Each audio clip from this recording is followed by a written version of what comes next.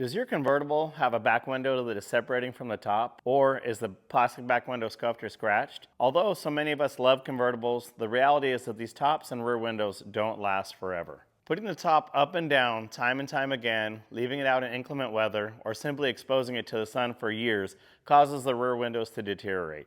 The problem is that these drop tops on a lot of older cars with plastic rear windows, they get all scratched up and the scratches likely won't come out. And it's also very common that older convertibles with glass back windows split at the seam or separate from the top material. I often get asked, can I fix my convertible's back window? The answer is yes, you can fix it, but in almost all cases, you need to replace it. In this video, we'll show you what goes into getting your convertible window fixed and watertight again. So how hard is this to fix? So many people are intimidated by working on their convertible top, but it's actually easier than you think. Although I don't know if I'd recommend a beginner replace a complete convertible top, it seems reasonable that with a little mechanical skill, patience, and time, anyone can replace the rear window curtain assembly on their own. I'm going to walk you through the steps necessary to replace your rear window in your convertible. Today we have a 2002 Ford Mustang convertible. Customer complains that his rear glass window became unglued. They want to know if we can repair it. Well, there is no repair for this window. So basically what we have to do, this is called a rear window curtain. You unscrew it back here and unfasten it from the top. This whole window curtain comes out. We replace it with a new one. What's great about these years is that if you have a bad window, you don't have to change your whole convertible top. You can just change the rear window curtain. On the newer models, the window is part of the top, and unfortunately, if something like this happens, you have to change your whole top. I always have people ask this, so you can't just reheat seam this or re-glue it, right? People always think, oh, I just need my rear window Not at all. re-sewn. Not at all. It's some kind of machine that it's probably got some glue on there, and it got some heat, on there. And so it's like it's laminated or something? It's laminated, yeah, okay. that's the word. Okay, and what if it has a zipper or anything? Can you just unzip it, or you have to peel the whole top Well, back? like on some of these older Mustangs and Camaros and Chevelles that we do often, is on top there's a zipper up here. So if you get the same manufacturer that we use, Robbins, you can just zip in the new window on the top, and you don't have to pull the staples out and everything right here. You can just zip it in and refasten it on the bottom. Makes the job way easier than cool. taking the whole thing apart. So first you want to pull the rear well trim off the car. Any screws or clips that are holding that in place need to be removed so you can gain access to the back of the top. Loosening the top a little bit gives you a little bit better ease of entry to those bolts.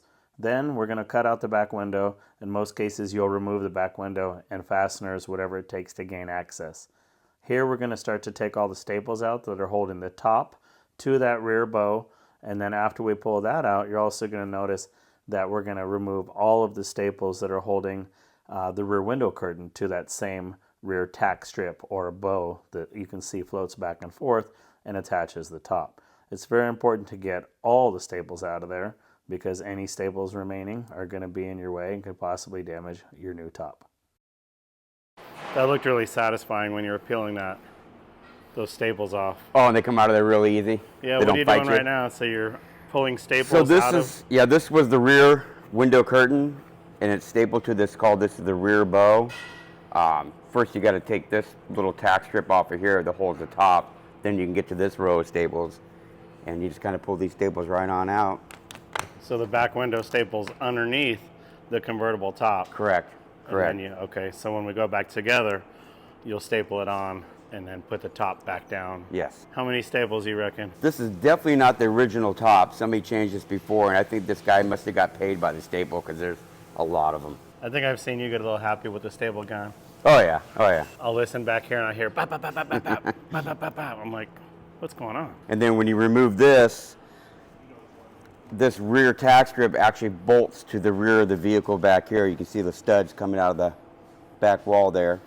And then you staple the new one back onto here. And Robbins top, they do give you some reference marks to go back on. Kind of helps you out. Hopefully it goes on the first time. Gotcha. And so when we go together, I'll try to capture some of that so you can see how this bow pins the material in against the actual top. It's well designed to go back together a lot better than these classic cars you're used to working on. Right. And then when this is all removed, it's a good time to kind of clean out this rain gutter, because when it rains, it goes into this metal trough. and then goes down into where the rear windows are. Nice to get all these little mud buckets and stuff out of here. Yeah, a lot of people always seem to wonder, where does the water go? It comes down the top, and then so it goes in here and then just runs back Right. down out the quarter panel and out of the car. And a lot of times, if you live in an area where there's a lot of leaves, the leaves will get blocked up in the down the bottom there. It's kind of nice to make sure that's all cleared That's out. how you get rust, because it's going to come down here and go all the way down. You can see on most convertible tops, we're going to have a rear window curtain, we're going to have a top, we're going to have tack strips, and these are what the staples go into, obviously. So you want to make sure these are in good shape when you're going back together, otherwise the staples won't stick and stay. And then normally you have what's called a well liner. So that's this. So when the top's up, that's what you're gonna see, because that's called the convertible well. That's where the top will go down into. And that's a liner that keeps dirt, maybe some noise, fumes coming from the trunk into the car. Convertible top 101.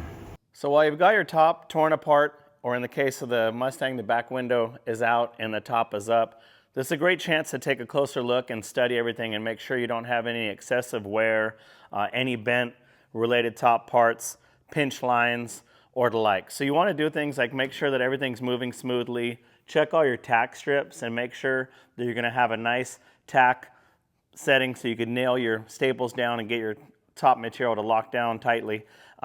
If not, now's your chance to repair that. Look at your top cylinders or rams. Those are these guys here. Most power tops are going to have a hydraulic motor. The hydraulic motor is going to run fluid through the lines into these cylinders.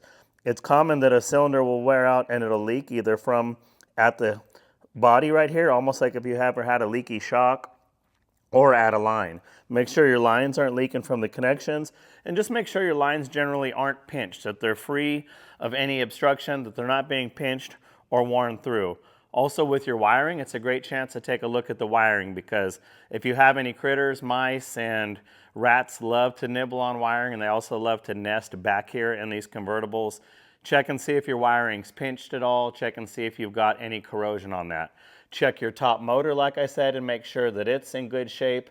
And again, look for leakage there. It's a great chance, like I say, while you're in here to take a look at everything. If you see any issues, address them while you have this thing apart. It's the only time you're really going to be in there, I would hope. All right, Sean, so walk us through what's next. As I said, we got the window out and kind of mostly prepped. What's next? We got a new window here. Where do we go from this point? So we have the rear window curtain removed from the vehicle.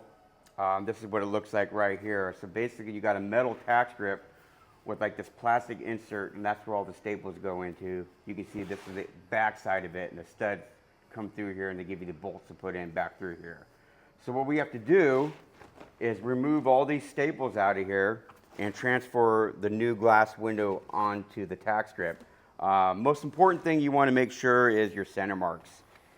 The center mark right here on the old tack strip, and here is the center mark on the window. They give us a little V cut. Okay, I see what you're saying. And then the starting point, I'd like to start in the center, and then the manufacturer that made this window gives you the holes right here. And usually these holes line up with the middle of the tack strip, but not every single time. So usually what I do... Usually? Usually. So usually what I do is I measure from the old, this is actually the new window, to come down to see where these holes are at. So we're about 6.5. So I'll measure the same spot on the old one and see where it comes down. It's right at pretty much 6.5, so it should line up. A little Sean quality control. Yeah, okay. So we'll take this off, and the next step is we'll staple the new one on.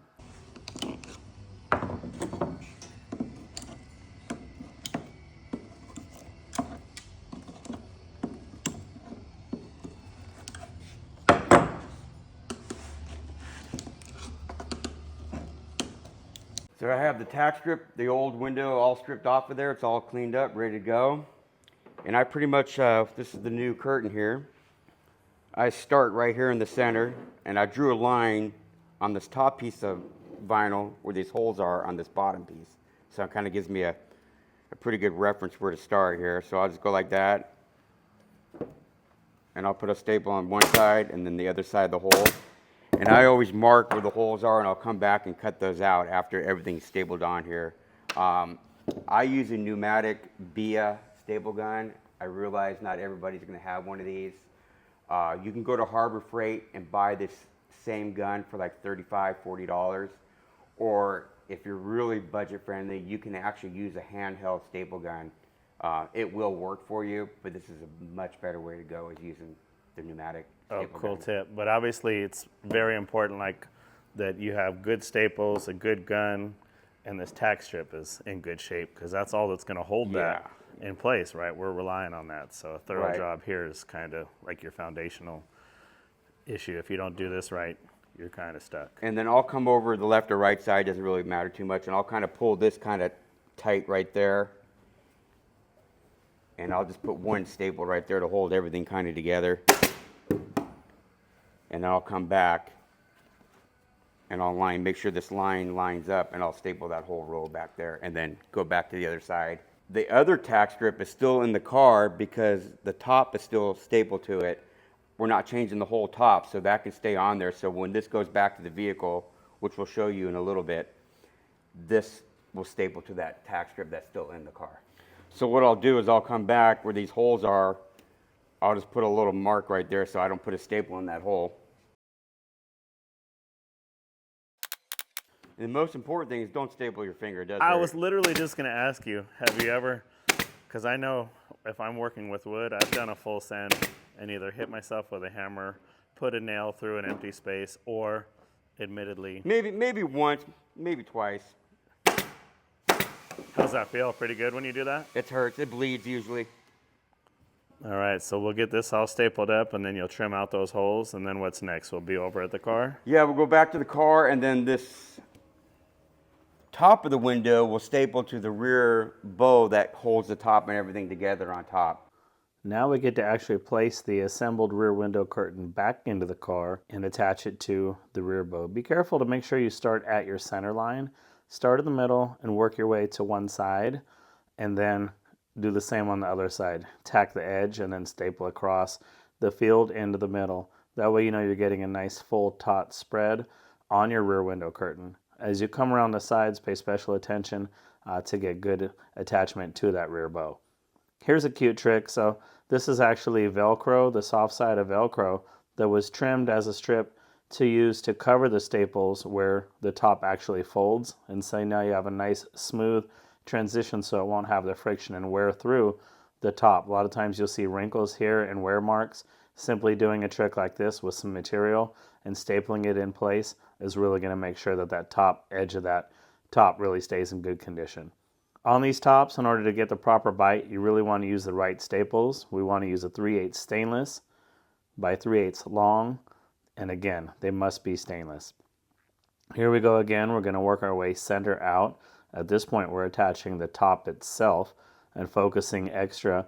When we come down into these corners, we want to pay special attention to make sure that everything's lining up nice, lining up tight, lining up where our marks are from where we pulled it apart. This is really where a big difference is made in terms of in these sail areas to make sure that that top is really going to fit tight and fit nicely. So once you're confident, go ahead and put a couple staples in it, inspect it, and then when you like it, and go ahead and do a bunch of staples to kind of lock it down. And then of course, repeat as necessary on the opposite side and make sure you got a good fit, make sure attention to detail and your staples are tight. Once you're set there, then you're going to move inside the car, and you know you have the staples attached to that rear bow. Now it's time to actually attach and secure the rear bow to the back of the car. In this case, we've got studs. A lot of older cars will just have holes, and you're going to have to use bolts to attach it accordingly. So go in there and get a couple of them started. Get them snug, not too tight. That's going to start to tension the top. Now we'll talk a little bit about the hardware.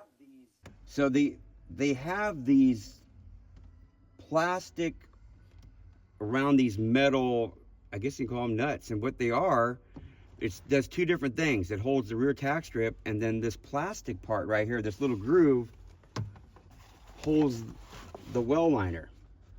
Oh, that's pretty ingenious. Yeah, so it just snaps into place like that. Oh, wow. That sounds like cheating. But you need a 13 millimeter 12-point socket to get these off. That's the only thing that I found that works. I'm sure they make a special socket, but I don't have one of those. So far, to do a convertible top on this Mustang, the only real specialty tools you need are a 13 millimeter 12-point socket and some sort of a staple gun. Other than that, this is pretty basic for the average guy to do at home. You do have to be willing to climb in and out of cars if you're an upholsterer, I see. Yeah, it's not as easy as it was. Used to be.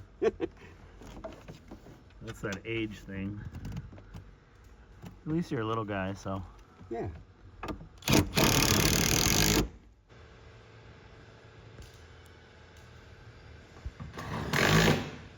Nice, so we're starting to have a top that's all attached now. I can see he's got the top overlapping the window. I see that he's got his tack strip secure.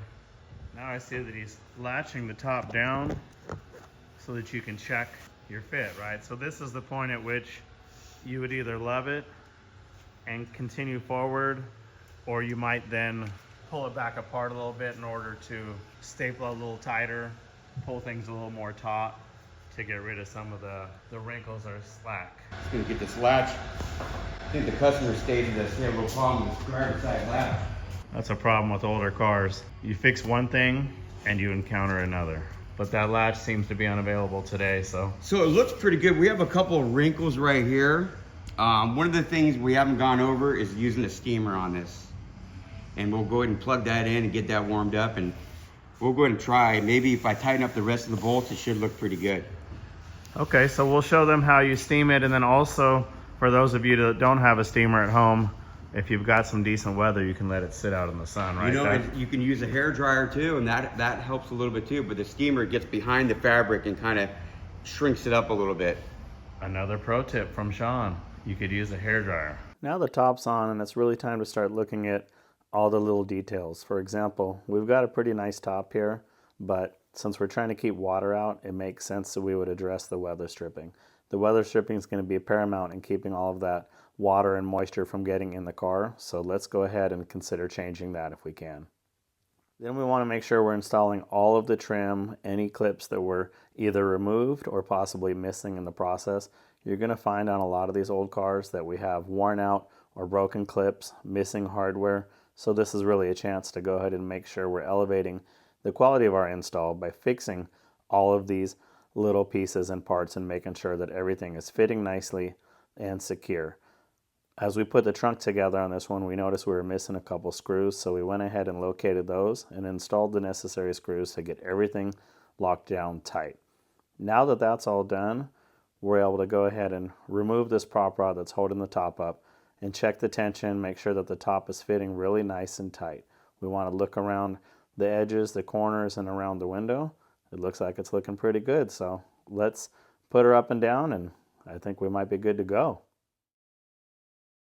All right, so I'm the lone warrior here. Nobody wants to video this outside, but we actually have the Mustang is done, and we're out in the rain right now. It's finally waterproof. Hopefully this video proves helpful. You too can change the rear window curtain. You too can make your own car watertight. A little bit of time, effort, research, and perhaps you can do this on your own. Thanks for tuning in.